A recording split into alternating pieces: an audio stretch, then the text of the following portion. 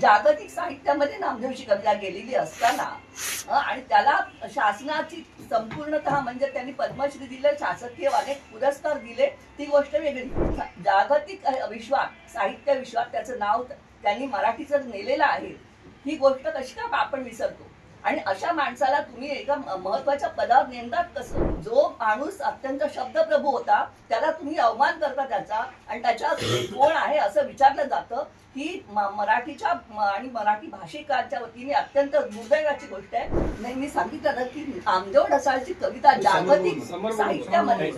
जागतिक साहित्यामध्ये नामदेवची कविता गेलेली असताना आणि त्याला शासनाची संपूर्णतः म्हणजे त्यांनी पद्मश्री दिले, शासकीय अनेक पुरस्कार दिले, ती गोष्ट वेगळी. पण जागतिक विश्वात, साहित्य विश्वात त्याचं नाव त्यांनी मराठीचं नेलेलं आहे, ही गोष्ट कशी काय आपण विसरतो. आणि अशा माणसाला तुम्ही एका महत्वाच्या पदावर नेमतात कसं?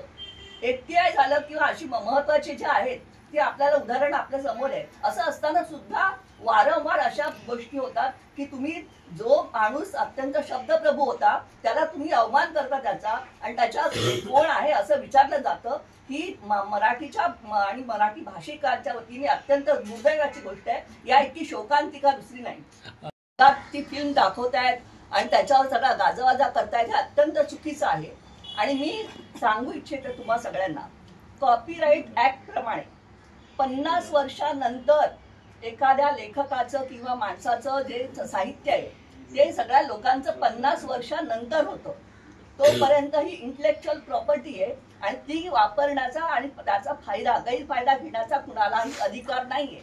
हे मी या प्रेस कॉन्फरन्सद्वारे सगळ्यांना सांगू इच्छिते की जे लोक अशी दुकान मांडतील आणि नामदेवच्या नावाचा किंवा त्याच्या प्रतिमेचा गैरवापर करतील त्यांना मी कायद्याच्या भाषेतच मी त्यांना शिकवेन.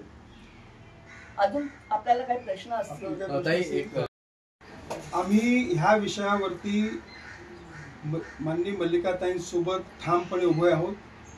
येणाऱ्या काळामध्ये मी माननीय मुख्यमंत्री देवेंद्र फडणवीसजींची वेळ घेणार आहे, आशिषजींची वेळ घेणार आहे आणि एक लेखी निवेदन त्यांच्याकडे देणार आहे. सेन्सर बोर्डच्या विषयामध्ये आमचं मत जे आता मी मांडलं ते की अशा व्यक्तींना इकडे नियुक्त नाही करायचं आणि ज्यांना नियुक्ती करायची ते मराठी भाषेचा, मराठी संस्कृतीचा सन्मान करणारे असावे आणि ज्यांनी मल्लिकाताईंच्या अधिकारांवरती डल्ला टाकण्याचा प्रयत्न केला आहे त्यांना आम्ही कायद्याच्या चौकटीत नियमाच्या ह्याच्यामध्ये जाऊन कोर्टात असेल किंवा सरकारकडे असेल ह्यांच्यासाठी आम्ही दाद मागणार, हे मात्र नक्कीच आहे.